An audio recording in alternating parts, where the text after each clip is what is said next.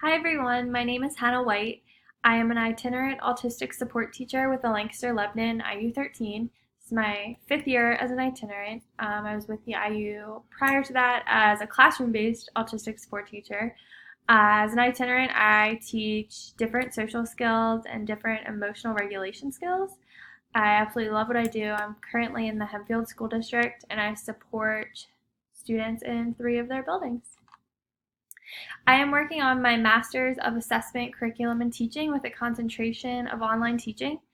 And after this class, I'll only have 2 more, so I'm getting there. For the next prompt, fears, concerns about the social lives of network teens. It really seems to impact their lives. It seems to consume their lives. They become almost like obsessed, with the constant feeling of needing to be online or needing to be on Snapchat or Instagram or this or that. They seem to just struggle to disconnect.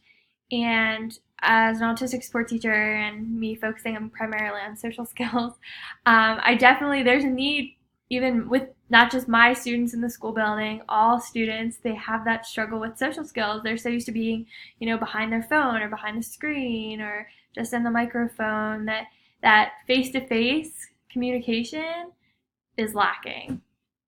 And that's what I have for you. Thanks.